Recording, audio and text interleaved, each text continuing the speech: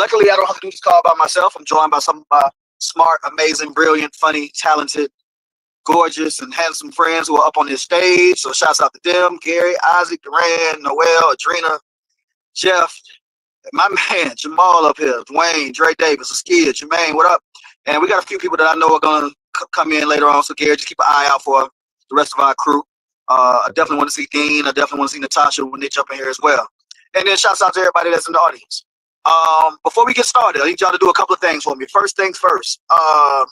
If you are not part of the camp, please hit that green campfire logo at the top. It's a fire and a log right next to Monday morning marketing meeting. Hit that and join the campfire. This will let you know when we're on our calls, and anytime we crank up, you will be the first to know. And at the bottom right hand side of the screen, there's an arrow. Hit that arrow, share the room, let people know that we are getting started. I am doing it along with you guys as we speak. And we're about to get to it. Isaac, any updates on Fanbase we need to know about before we get rolling? Not well. I mean, the raise is doing good. The raise is moving. We're almost at 8.5 million.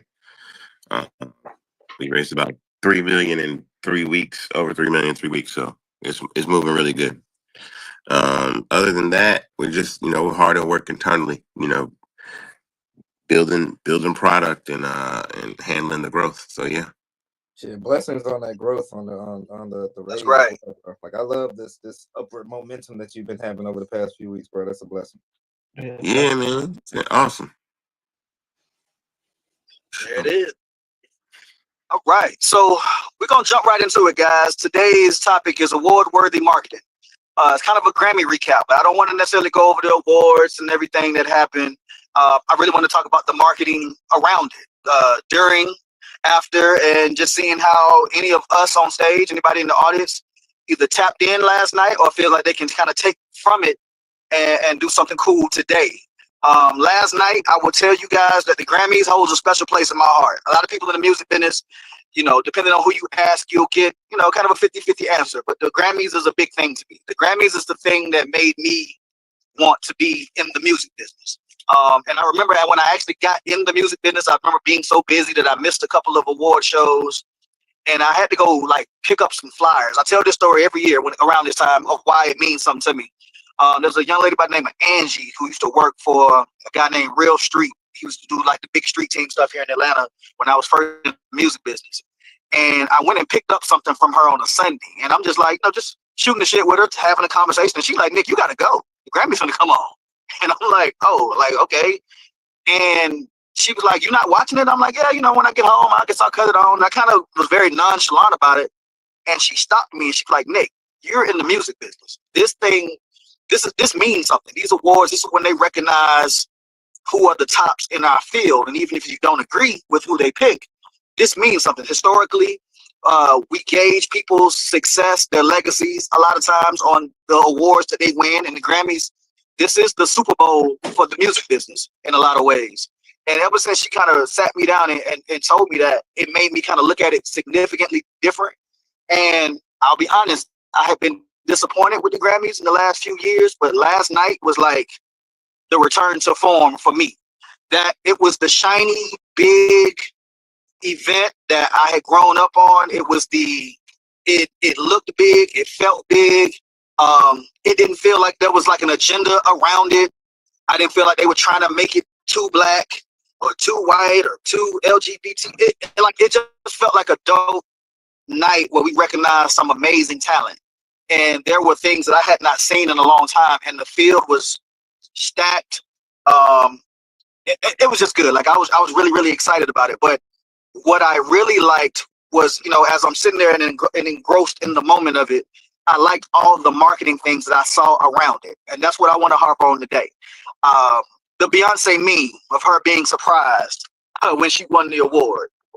I was able to use that, in my inner office Skype last night during the awards. I seen it trending, even though I didn't see Beyonce trending. I know, Isaac, you might talk about that. That meme was going around everywhere with that shock face that Beyonce had on. I love the Nike commercial that they did for the Jordan 1s that are coming out, the ones that were banned in 85, 86. That ban campaign that Nike is doing is incredible. I loved every second of every ad I've seen on socials. the one they put on TV last night, like Nike might be back, like with the storytelling and just the cool factor that they've lost over the last few years when they've really lost ground to like New Balance and to Adidas and other shoe companies. Like Nike had really lost it, and they had been the premier brand all of my childhood up until maybe the pandemic. But Nike might be back with that storytelling campaign. I saw Kanye drop the ad last night during the Grammys. I saw a Doja Cat Taco Bell commercial last night. Like I said, everything around it felt big, and I just want to kind of I want to talk about those things today. I want to talk about what y'all liked, what y'all didn't like, the things that y'all caught. I saw Morris Chestnut on the floor, and he has a new show on CBS, so they kept giving him a lot of camera time, even though he never said a word. He was just down on the floor with all the stars, looking famous. And they was like subtly hinting that, hey, like you need to be paying attention to him, because I saw a lot of people on Twitter and on social media just being like, yo, why do they keep showing Morris Chestnut at the Grammys? He got a new show. That's what it was. So I like I said, I want to know what you guys caught, what you didn't catch, the things you liked, you didn't like, what could have been done better. And then I want to know, like, how are you guys going to use the stuff that you saw last night, today, tomorrow, for your brand? Like, I don't know who that is. They're going crazy. Dwayne, mute, baby. I want to know. I mean, how are y'all going to use the Beyonce meme? How can you use the band campaign to do something that you have, for something that you have going on? How can we tap into, is celebrity marketing back? Because it felt like we were kind of bucking against using a lot of these influencers and celebrity lately. So I'm going to shut up, but I just want to hear what everybody's thoughts were about the marketing in and around the Grammys last night. But Isaac, I know you touched on the Beyonce trending thing last night, so I'll give you the floor if you want to harp on that right now. I mean, I'll close with that, but overall, there's quite a few things that I noticed that really made it the Grammy Award special. I think first and foremost, I think they have ushered into it's the new era. It's a young person's award show now. Like, the Grammys maybe 5-10 years ago would have had like Bonnie Raitt and Tony Bennett, and you know what I mean? And they still have legends in there, but this was a very young award show for the Grammys. The Grammys typically, highlight all genres. It was super, super young. The talent was stacked. And I know Jesse has been producing the Grammy Awards, I think, since 2020, maybe. He produces everything, but he produced the awards very, very well. I thought that was really, really great. I thought that the commercials were all good. I think Sabrina Carpenter had 2 really big commercials. She had a Ulta commercial and a Dunkin' Donuts commercial. I'm surprised you didn't talk about the mustard commercial, which I thought was crazy. I had saw the mustard commercial on socials. That's why it wasn't new to me, but was that new to everybody else? The DJ Mustard commercial? That's a brand new commercial. You remember he did I seen that ad. Yeah, that's ice cream first. You seen that? You might have seen the ad, but the commercial was brand new. I thought that okay, gotcha. There was a lot of great marketing moments. Honestly, I mean, I know everybody. I think as much as people dislike Kanye, his marketing, like the tweets before the Grammys, showing up to the red carpet, your lady getting butt naked and then leaving the show, and then having a Yeezy commercial on there. I think he did what he was supposed to do as far as market what he's gonna market. Yes, in pure Kanye fashion, absolutely. In pure Kanye fashion, just say some crazy stuff, walk up, you can do something crazy, leave, and then you got your Yeezy commercial selling for $20. So he did what he needed to do with that. Other than that, I think that Beyonce definitely was good. There's some people there that was surprised. I actually didn't know Kendrick was going to be there, but that was a surprise to see him there. I thought his marketing was great. I think there were so many subliminals going on with him, and him sweeping. 5 Grammys for one song is incredible. And I think that was I think that's a great setup for him in the Super Bowl. And I think this is a great setup for Beyonce's tour, because she did the Beyonce Bowl, then she announced her tour, then she went to Album of the Year. So she's got 2025. Her and Kendrick got 2025 on lock. So it's like, Yes, they're gonna be running that.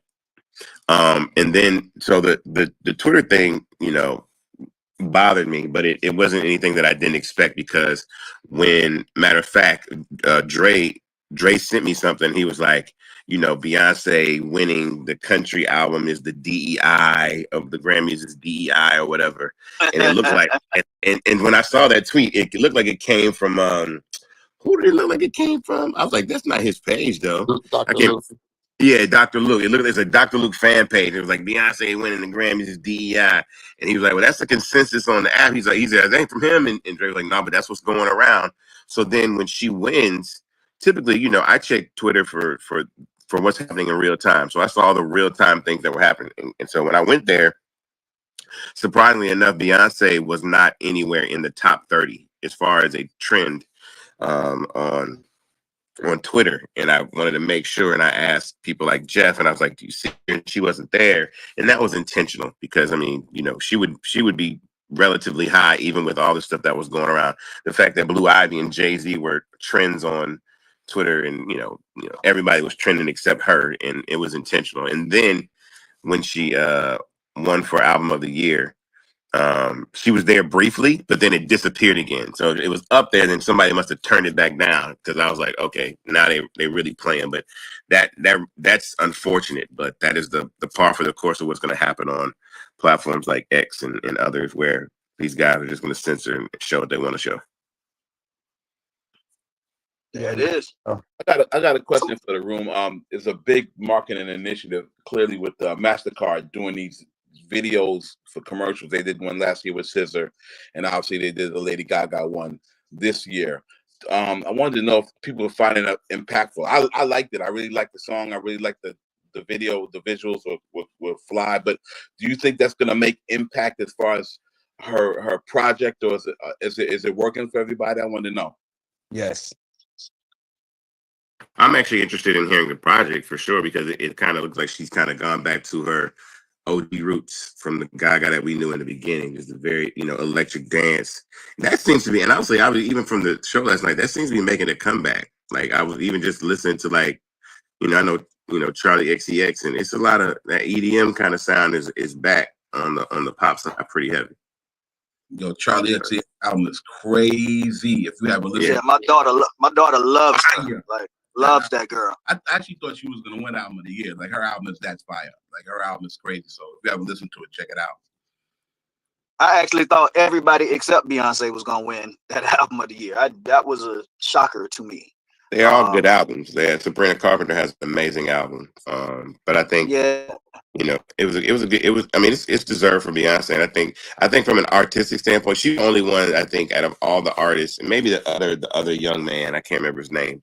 But sometimes the Grammys also like to look at the people that do the artistic perspective. And so the fact that she went this lane, challenged it, stretched the genre, created a great quality music, won a Grammy for that. It's really, she won 3 Grammys last night, which is crazy.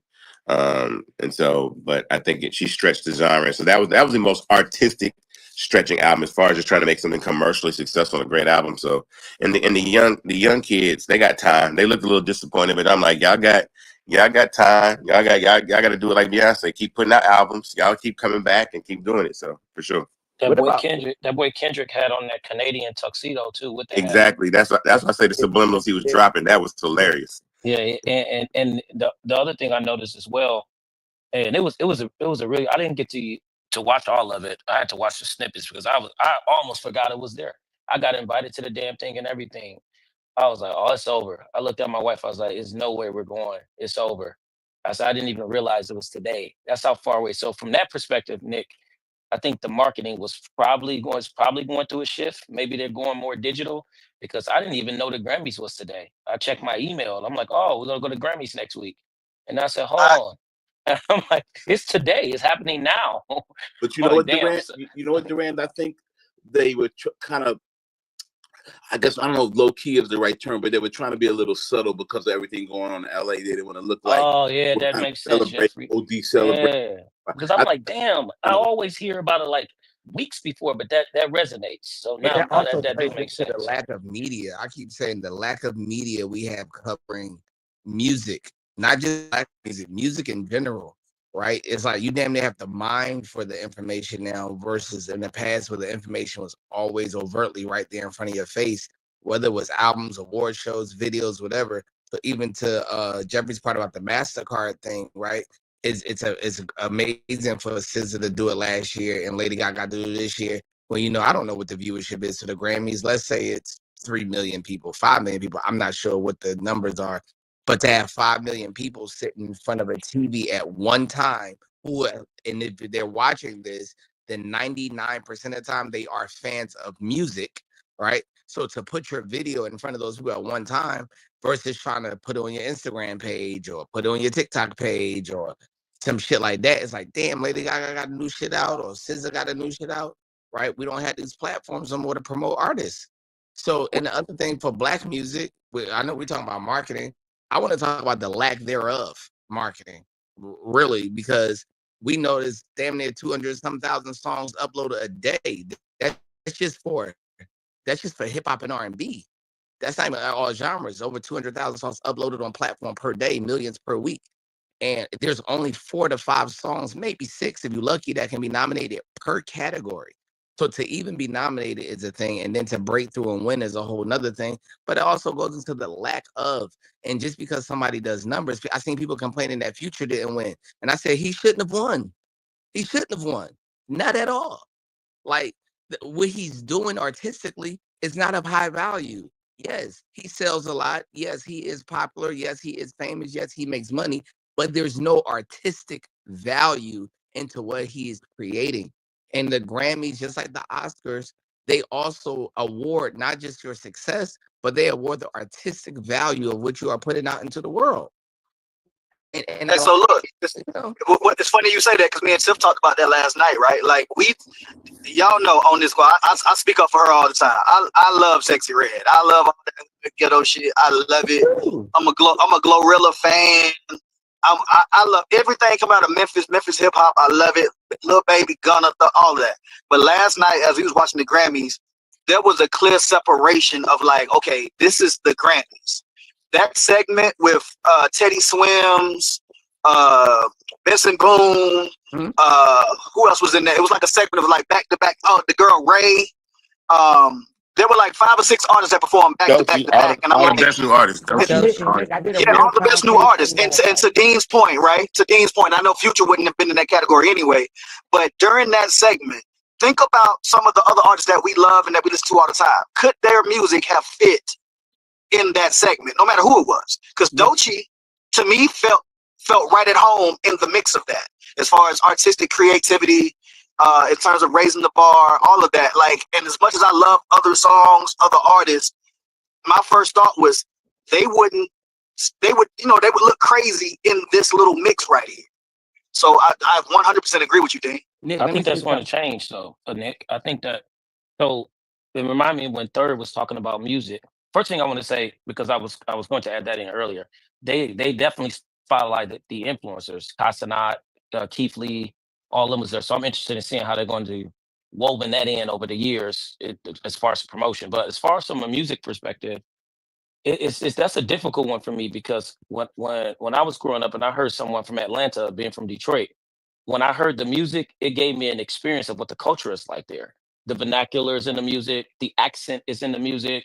And when we're really talking music, are we talking instrumentation? I mean, I play 3 instruments, or we're talking a performer that may not write music, but they know how to actually perform in the studio very well in conjunction to Pro Tools. I think it's going to come a time where we're going to think about music differently and not be stuck into if it doesn't sound like you're derivative from Quincy Jones, Tulalich, you're not making good music. I think we're kind of getting away from that, and it has a lot to do with the consumer.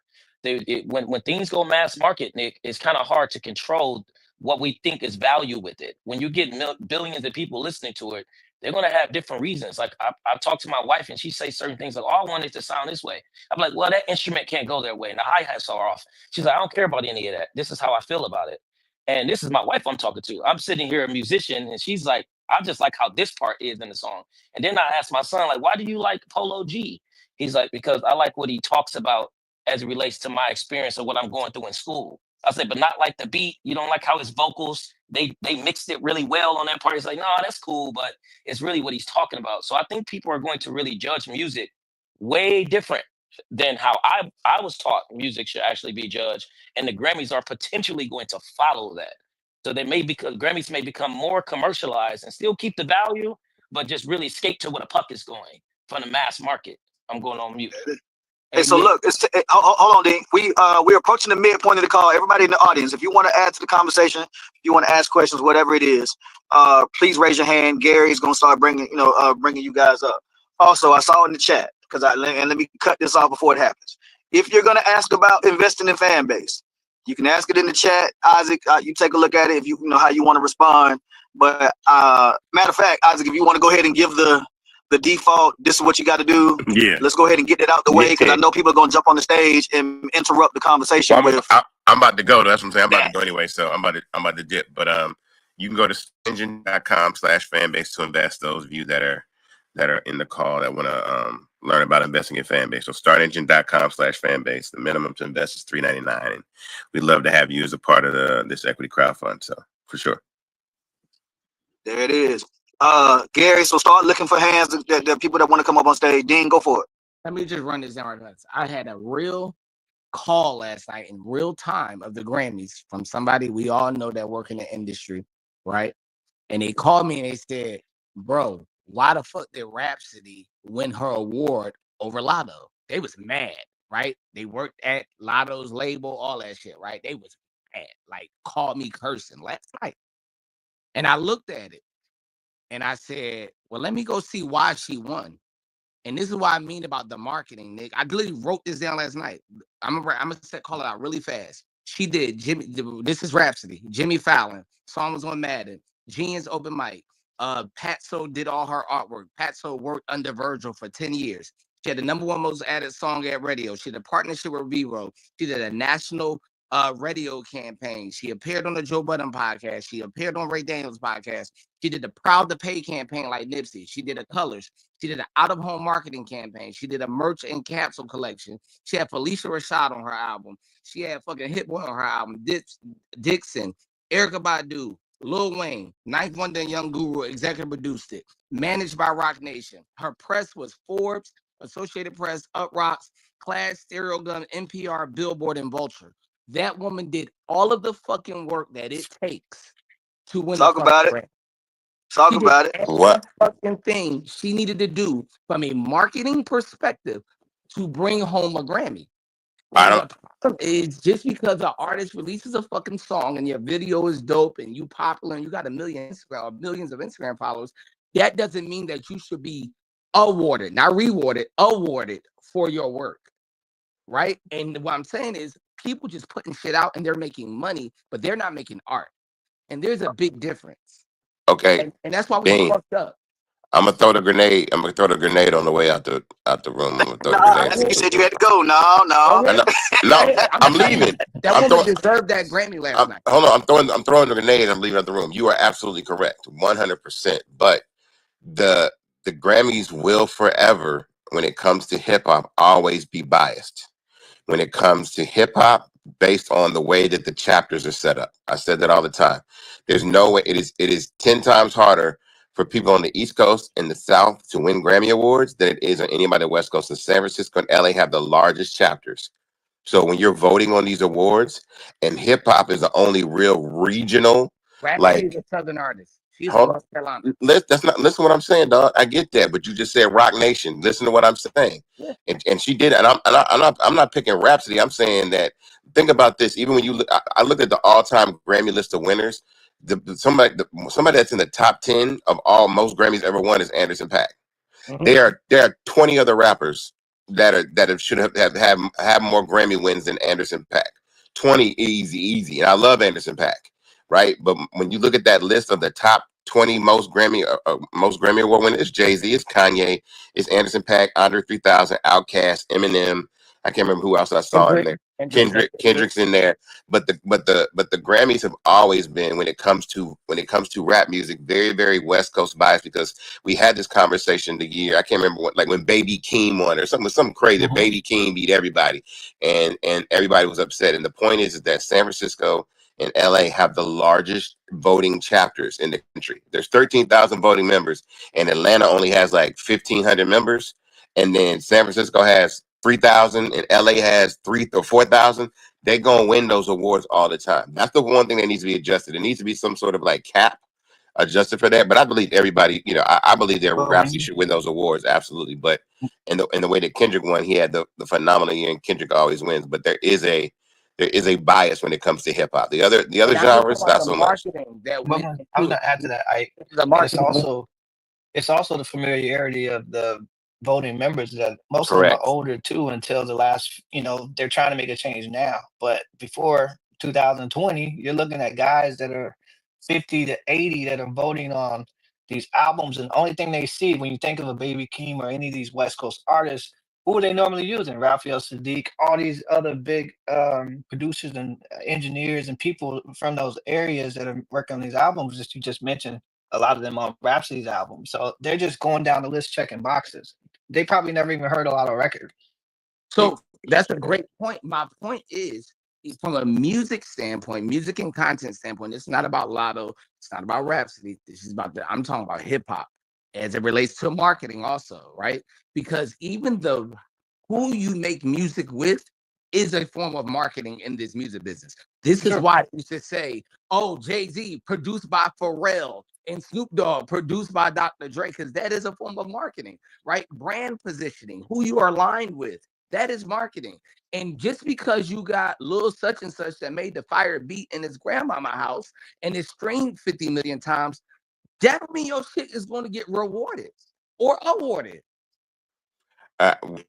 Dean, you're right, but my point, I think what Aski and we're saying is that the chapter membership is older, right? It's skewing younger now, but it's familiarity. When you look at those, I mean, I've done this before. I've gone down like the Grammy Awards for like 6 or 7 years and shown you the times where like, wait, who this for Anderson .Paak beat out who? Like when he beat out like tons of artists. I'm glad you said that. You just said something great, Isaac. You said the largest Grammy chapters are in San Francisco and Los Angeles, right? Yeah. When most of these motherfuckers route their tours, you want to know what city is not on their tour schedule? San Francisco. No, yeah, but that's not about. But that's not. Hold on. That's not about that. Real quick, because when Mike, hold on. When they go do the run, I've done a Grammy run before. No, listen, Dean. I hear you, dog. Listen, what I'm saying.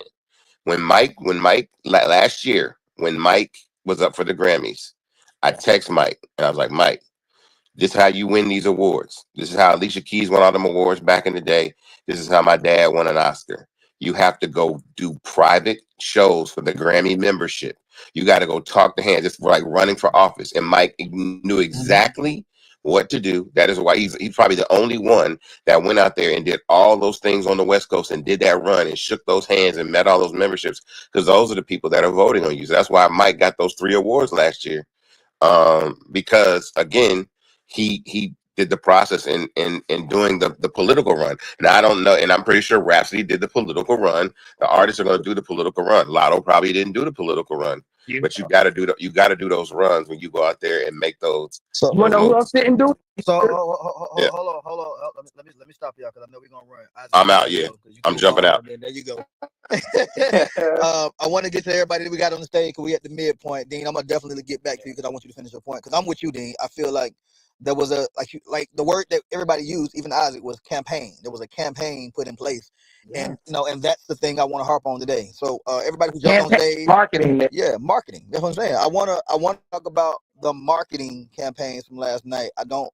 If you jumped on stage, I don't want to cut you short or make you feel like I don't want to hear your comment, but please, I wanna discuss like the good, the bad, and the ugly of the marketing stuff that y'all saw last night, from the ads to the memes to the conversations to everything that you saw last night. So let's try to keep it a marketing conversation as we go on. So Gary, you got this, and I'm gonna mute.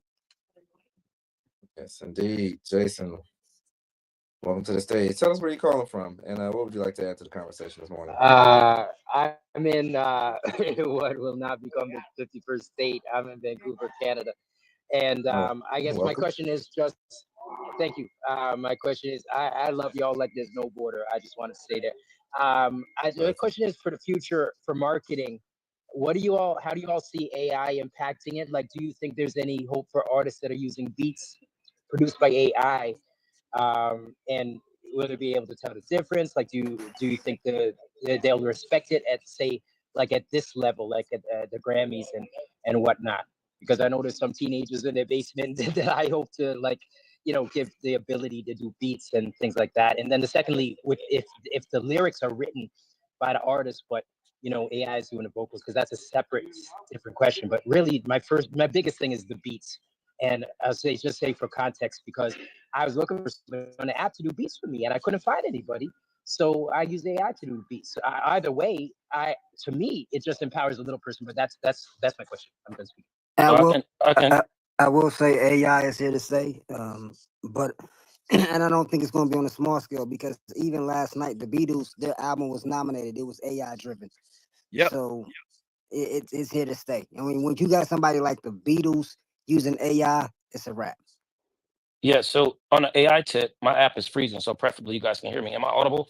I can't even scroll the page. Yes, we hear you. Okay, cool. So yeah, on the AI tip, so you're asking two questions. One side is a legal matter. I'm not a lawyer, so I can't really answer that, but I can give you some insight. All of the AI that you hear that's generated, even like platforms like Suno, which is why you can't place the artist name inside of there and generate a song. Those models were tested on all of the artists that ever existed. So it's going to be impossible for these AI music companies to really push it the way that they want without buy-in from the record labels, the publishers, the performing rights organizations, because as creative and as magical as it is, the data, it was tested on Beyonce as all of their voices. That's why it's so accurate. So that's that side. The other side of it is I can see it actually being highly successful. I envision a music platform in the future. It's just going to be collectively owned by maybe some blockchain element by the artist. The artists have to buy in. The artists have to go to their labels and say, all right, Universal, all right, Warner Music, all right, Sony Entertainment, we're ready. AI can utilize our voice, but you guys have to handle the contracts. The lawyers are in charge of the record labels anyhow. And when that happened, you can generate a Beyonce song in real time and say, and reprompt it in the middle of the song. I think that this song, take this part of this song out of it, and then press enter, and the song can continue from where it stopped. That's exactly where it's going to go. So music is going to go there in that direction anyhow. It's just not going to be music from the artists, because they're going to have to get a license from the labels, because they already know that OpenAI and all these models were trained on all of the music that ever existed. But if the artists buy in, which they are, it just takes some time. Took them time to go from PPD, paper download, from iTunes to streaming. But when they buy in, and all of the shit get taken care of, and they're being taken care of from a financial perspective, it's going to be something like you can't even imagine. Because the moment Beyonce say AI can utilize my voice, I'm going to be able to have my own Beyonce songs. You're going to be able to have your 7 Beyonce songs. We can share how we prompt it. Beyonce can go in the studio. If she doesn't have a melody, she can just type some stuff and then sing a little part in it. And then the AI itself can give her the melody to the song that she was imagining. It's going to be pretty incredible. But we're about probably 6 years out from that, because the labels have to buy in. Unlike anything else with AI, the music stuff and the film stuff is going to take a bit longer. I'm going on mute. Blessings. Thank you for that. Jeffrey, welcome to the stage. Tell us where you're calling from. What would you like to add to the conversation, my brother? Good morning. I'm in Rhode Island. I'm coming. The marketing standpoint is, if everyone who saw last night, there was a marketing strategy behind it, meaning everyone was on the same page behind everything that was going on, regardless what was happening. I didn't see everything, but for example, the Morris Chestnut thing, they know he's got a show. They know their target audience. They know who the viewership that they were targeting. So there was a strategy behind it. There was a plan behind it. They were on the same page. They wanted to make sure to put that brother in front of the camera, regardless if he was talking or not. That was planned. That's why some people start to catch up to what was going on. So that's why we were able to talk about it. But some people didn't even know. Oh, they saw Morris Chestnut. Oh, Morris Chestnut. But there's a strategy behind it. That's when marketing is very successful, because everyone is on the same page, and the everything that was there, the industry, whether it's music, where there's boots on the ground like politicians, or in music where they have dream team, whether they go to barbershop to local businesses. If you have a plan, marketing strategy, everyone on the same page, you will be successful. And that's what I'm going to say. Agreed. Thank you for that. Appreciate you. All right, Deuce, welcome to the stage. Tell us where you're calling from. Good morning. I'm coming from or calling from North Carolina. My thing is the Grammys was dope. I didn't watch all of it, but what I did see what I would feel is some DEI for the weekend. You know, how they came out and basically just answered what they did to fix how the weekend felt, and then his surprise performance. um so I thought that was pretty cool, you know, that they was running their resume of, you know, what they changed and tried to better about the Grammys. But the last thing that I always stand on is that they need to stop playing in Chris' face. We appreciate that second Grammy, but he should be performing, and I don't understand why he's still banned. He should be able to perform because he is the greatest. And you know, I love that he got his Grammy, but I just wish he was there to perform, especially, you know, when they singing Michael songs. He But gotta, that's all I have to add. Deuce, he gotta go and sit down with the Carters. You said what? He gotta go and sit down with the Carters. Jay-Z is the single person that's doing that.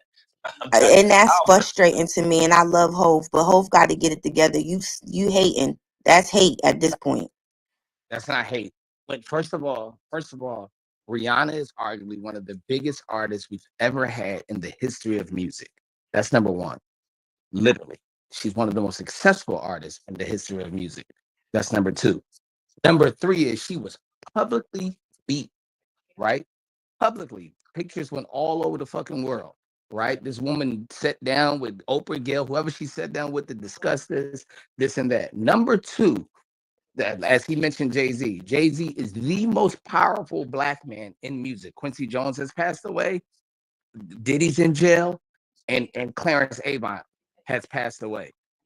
Jay-Z is the singular most powerful black man in all of music in the world. In the world. And Rihanna is his number one artist. She has grown bigger than Kanye West. It's his number one prized possession. There's no way Chris Brown is ever touching a Super Bowl stage. He's never touching a Grammy stage unless it goes through the of Rock Nation. And that is guaranteed. The other part is the black man, Jesse Collins, who produces the Grammy, is paid by Jay-Z. He is paid by Jay-Z. Jay-Z put him on the Super Bowl to produce the halftime shows of every Super Bowl since Jay-Z has been over the Super Bowl. There's no way Chris Brown is touching the Grammy stage as long as Jay-Z is involved. Ever. Dean, add the answer part in there. Jay-Z is partnered with LVMH, Bernardo Knott family, and they are the single family that made Rihanna the first black billionaire from fashion. No way that Chris Brown. Yeah, it's too much connect. He gotta have a meeting. He gotta sit down. Will never touch an Oscar. Chris ego won't let that happen though. He will never touch an Oscar stage. He will never touch a Grammy stage, and he will never touch a Super Bowl stage as long as Jay-Z is involved. And Jay-Z will be involved for a very long time. He just renewed his deal with the NFL, and Jesse Collins just renewed his deal with the Grammys. It's never happening. If that's how you touching my daughter or my little sister, am I going to give you an opportunity to shine? And you touch my daughter or my little sister, I'm never giving you an opportunity to shine, ever. Fuck Chris Brown and go die somewhere. It was up to me, for real. All right. Who else has more questions? Well, damn. How do you really feel? Alrighty then. All right. Let's see. How you really feel? Fuck that nigga. I rock with Reed, nigga. All right. Brandy, welcome to the stage. Tell us where you're calling from. What would you like to add to the conversation? Mic check, can you hear me? Yes, ma'am. Welcome. Perfect. This is my first time in the room. This is dope. This is a vibe. So happy Monday, everyone. I am a former ad exec, 17 years in the game on social and digital marketing, and I loved everything about the Grammys. Top three. There's a couple of things, there's a couple of trends that I definitely noticed. So we know that B dropped that she's having a tour the night before the Grammys came on. That was definitely a collabo. She doesn't show up to the Grammys unless she knows she's going to win. So I just want to put that on everybody's radar. She knew she was either going home with Album of the Year or Country Album. So that was all in alignment right there. The other thing I want to make sure everybody's definitely aware of is The Weeknd dropped his new album, a day or two ago. So that was definitely a collab between Jesse and the team for him to come and hit the Grammy stage. Plus, it was good press. The Grammys needed some good press, just to show good faith with the younger demographic, the multicultural demographic. Last year, they saw their highest viewership live, which was a big deal. And the numbers aren't out right now for the viewership, but I definitely think it was probably reached last year or was as high or higher. And the social media impressions so far is 62.6 billion. So they definitely were in their bag as far as targeting a younger demographic, which to somebody's point earlier, that's definitely the approach and the POV that they're taking with the Grammys. You'll notice all the technical awards, all the legacy awards were given off stage. And something that was super dope this year that I noticed is they had all the new artists perform, which was really dope because typically there's a lot of back and forth and hoopla about like who should have really won the best artist. So they had absolutely every new artist in the category perform right before the award was given away. So that was hella dope, just to give everybody the platform to see who the new artist was. So I just really like, the way that the Grammys is going. It's definitely needing to trend lower to keep the eyeballs of all the new TikTok influencers and TikTok artists that are becoming viral. So I love that this was the topic of conversation today and just wanted to put those nuggets on everybody's radar. Thanks. Well, thank you. I appreciate you. Let's see what else we got. Anyone else who's popping in the chat right now want to come up on stage, please do. Let's see. Who else saw anything interesting last night? Top 3 things you loved. I liked how they were marketing the small businesses that were affected by the fires. Oh yeah, that was important. 1000%. I was wondering how they were going to handle that because I don't know for a lot of people that don't live here. I live in Los Angeles. I actually had to leave my place because of the atmosphere. And my daughters being 1 and 3, we just couldn't be in there. It got so bad where I live, so we had to go to another part of Los Angeles County. But they handled that well. That was really good how they handled it. And they've been doing a lot of stuff around LA to help out those families, doing free concerts and things of that nature. But I agree with that, Noah. They actually handled that well. I thought it was interesting how Taylor Swift was celebrating Beyonce. She was happy as if she won the damn award. They put the camera on Taylor Swift a lot, her and Jay-Z, and she kind of mumbled something to Jay-Z. It's like it's been a long time. Something of that phrase, like it's been a long time. Only she got the album of the year. So that stood out to me. But again, I only saw the clips. I'm gonna find some time to watch it in a few days, the whole thing. But this Taylor Swift thing stood out, and the LA thing that was really important for them to do that because it's always hard Like when the you see ultimate stuff on. fan. Yeah, for sure. When you see stuff on the internet, you don't live in those places. It's all like, oh man, I feel for those people. But when you're here, it was pretty bad here, man. So that was good how they celebrated that. I'm going on mute. Yeah, that is dope. And then with Yeah, regards to Taylor's the like the whole, ultimate fan. She cheers and roots for yeah, everybody. Like They I were don't toasting when I Beyonce don't know if they won. were. I don't know how phony or I don't know how fake or phony that is. Maybe she legit like that, but yeah, yeah, Taylor was having a ball last night. everything in yeah, Los there was a quick, everything in Los Angeles is phony, Nick. They say artificial intelligence. I say this is artificial town in Los Angeles. Everything here is fake. Yeah, but I'm no, I going see on I mute. see Taylor at MTV Awards, wherever she shows up at. Like whoever wins, she's like, "Oh my God, that's my favorite song. This is my favorite." Or she claps, sings along. Like right. Dances And there and she does that well. and there Yeah, was a like quick she's little very moment, like right after the Beyonce dropped the what was the thing she did on Netflix? The first one with the marching band and the whole thing. Like right after, Beychella. yeah, Beychella. Like right after Beychella, like there was a quick little moment where they were trying to pit, you know, Taylor Swift against Beyonce because like they were the 2 biggest artists in the world that time. So like I think they've done a really good job. She has specifically have done a really good job of making sure that people understand, like, and Beyonce as well, like they've done ads together, like it's been really dope. Like they're trying to do a really good job making sure that there's no red on this side and blue on this side, like it's just straight purple. You know what I'm saying? Like they want all love. And like Yeah, I appreciate that. that's just the media bullshit. They're real friends. She Yeah. loved Beyonce and Beyonce loved her too. So that's good that they don't let that happen. And you know, when Kanye did thing, that's when it really started. But yeah, they don't really beef with each other like that. But she was, man. If you go back and watch it, they put that camera on Taylor. You thought she won the award. She was screaming, yelling, tapping Jay-Z 16 times. I'm going on mute. Hey, so look, I seen some people in the chat talking about this, and I know we mentioned this earlier about the Nike campaign and the band thing. Which, like I said, as a fan of Nike, as a fan of Jordans, as a sneakerhead, like I loved everything about it. And I saw somebody in the chat say, Chris Brown has been banned. I want to ask y'all, like, is it too soon? Is it even appropriate for Chris Brown to kind of adopt or kind of play with that Nike band campaign and kind of interweave himself into that? Do you think that would ingratiate him at all, or would people be like, "Hey, nah, not right now," or you don't get to say that? Like, what do y'all think about him kind of playing off of you I finally feel like winning a Grammy, but also being shut out for so long? Can't I ban the feel like snowman, Nick. Well, Definitely, never. let's. I want to welcome to the stage Champagne and Crayon. So tell us where you're from, and then please add to the conversation. Can you hear me? Yes, ma'am. Yes. Okay. I'm from St. Louis, Missouri. St. Louis. Um, yeah. To pivot off that Chris Brown thing, I almost feel like it's damn if you do, damn if you don't. Yeah, he should leave it alone.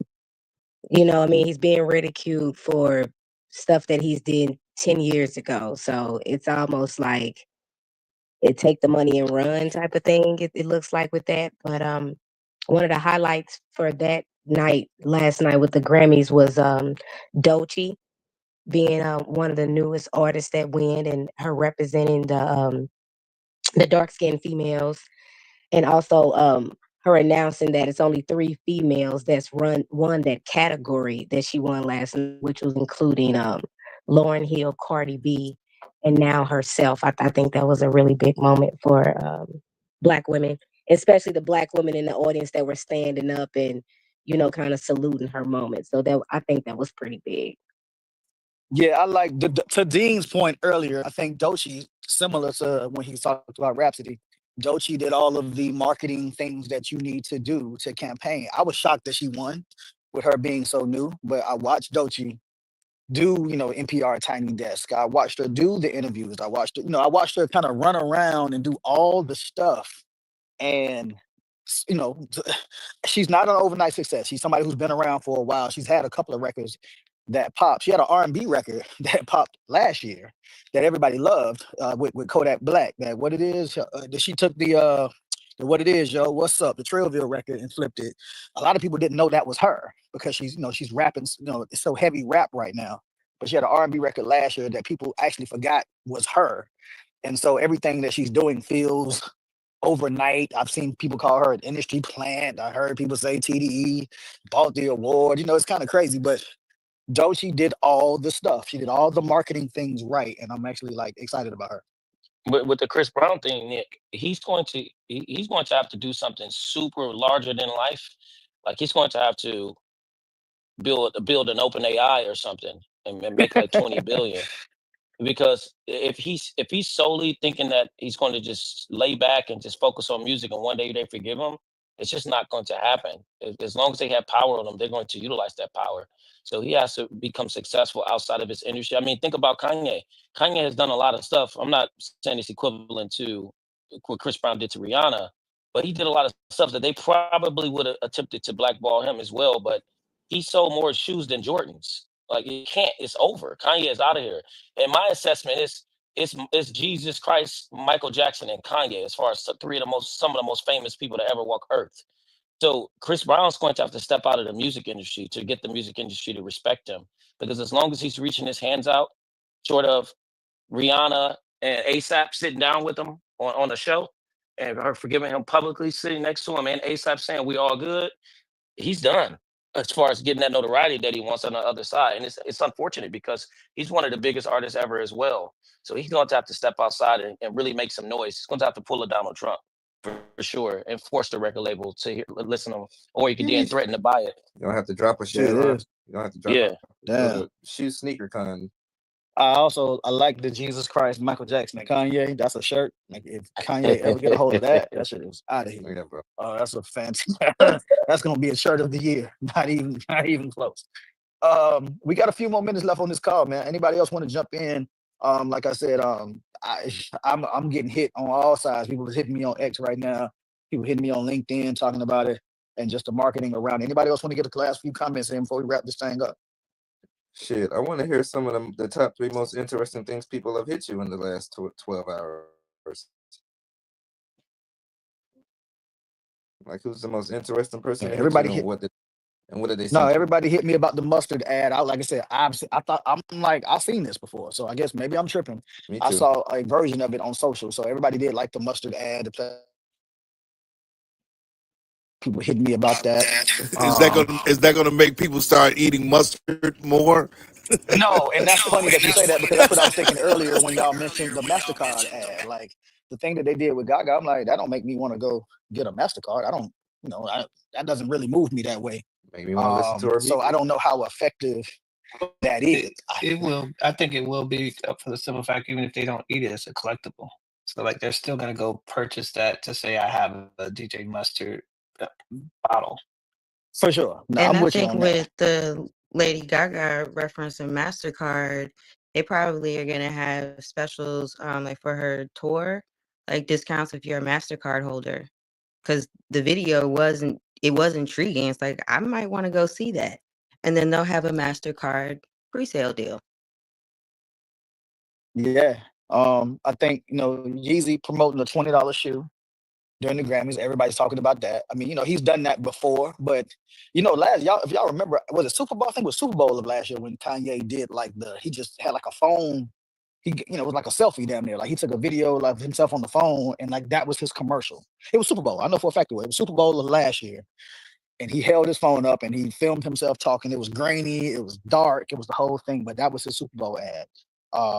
So everybody's talking about, okay, Kanye actually came out with a produced uh, a produced creative, for the Grammys. And I think I want to see more of that. I want to see the Grammys, like I said, it's supposed to be the Super Bowl of the music business. You know what I'm saying? So I want to see more artists, more labels, everybody kind of lean in with more music centered ads in the way that we all do for Super Bowl. When everything is more sports centered, when everything is more, Hey, athlete centered, I want to see the music. I want to see that. I want Lil Baby to have a commercial. I want SZA to have a commercial. I want Billie Eilish to have a commercial. That is the time that you run your music centered ad, your Ciroc ad, your Bel Air ad, your cool liquor brand. That's when you kick that off. hey, so let me ask you, do you think this Yeezy shoe is gonna pop, being that it's $20, or do you think it has Yes. to be $700 for it to pop? No, it's gonna pop because it's $20. It's Yeezy. The same way Carrots ad, which I will talk about another time. Carrots release that they did at Walmart. That's going. I don't know if you guys have paid attention to it, but Anwar Carrots dropped a capsule with Walmart. And anybody who's a fan of Carrots and the Carrots brand, that stuff can be pricey. And for him to do it with Walmart, like I said, I bought 2 whole Carrot sweatsuits for $94. I ain't bought 2 outfits for myself as a grown man, like ever. You just men's clothing be expensive. So to have 2 full sweatsuits, hoodie and pants shipped to my house for $94 was like, it was unbelievable. So I mean, I feel like people want the names, they want the brands, but the economy. You know what I'm saying? Like to me, he's reading the room and able to put out a $20 shoe at a time when people really ain't got no money or people are struggling. Smartest thing he ever did. So I definitely think it's gonna pop. You're gonna make a lot of money on that. But before you close, Nick, Deuce is funny in the chat. She said, "So we're not just going to talk about how Kanye wife was butt ass naked."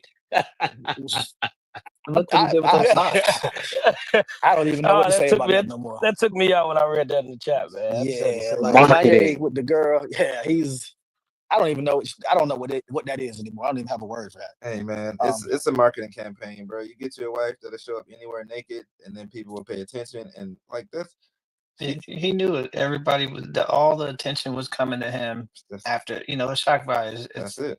like yeah, His it's wife just don't never weird. wear clothes, bro. She don't wear clothes nowhere. Never to That's how nothing. you know he there. Yeah. So look, it's 11:01. We're gonna wrap this thing up. I appreciate everybody jumping on. We do this call every single Monday, 10 a.m. Eastern Standard Time to 11 a.m. Eastern Standard Time, right here on Fanbase. Please take this conversation, outside of this call, take it to work, take it to your group chat, take it to, your friends, family, and see what they're saying, man. I'm curious as to, a lot of us on this call, not only are we in the music business, but of course we're all kind of marketing our minds kind of work a certain way. That's why we're on this call, you know what I'm saying? Because you like this type of conversation. So I'm curious to how people who are not marketing execs, marketing focused, are viewing the things that we saw. Did they care about the mustard ad? Did the average person care about the mustard ad? Did the average person care about the band Jordan's ad? Did the average person care about the Yeezy ad? I'm very curious to hear what the everyday person is saying. So Yeah. So y'all, y'all feel free. Go on Nick's page. You dropped the flyer for this on your page. I did. Yeah. Please. Yeah. So go on Nick's page. Yeah. Drop your favorite ads in the comments. Absolutely, please. And let's chop it up. So I will see you guys next Monday. Same bat time, same bat channel, 10 a.m. Eastern Standard Time, right here on Fanbase. And y'all enjoy y'all week, man. Love y'all. Peace. Hey, Peace y'all. out.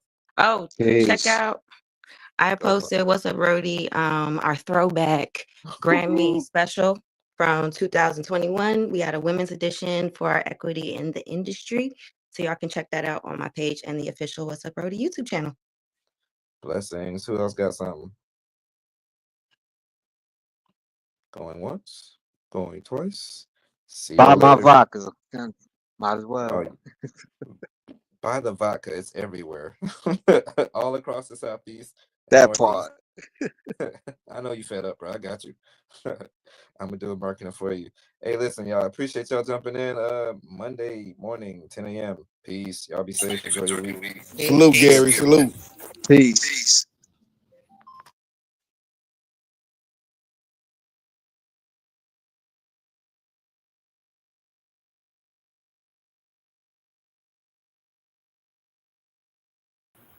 All right. Thank you for listening, tuning in. This is Mim Moz on Fanbase, aka Joyce, aka Joyce's POS.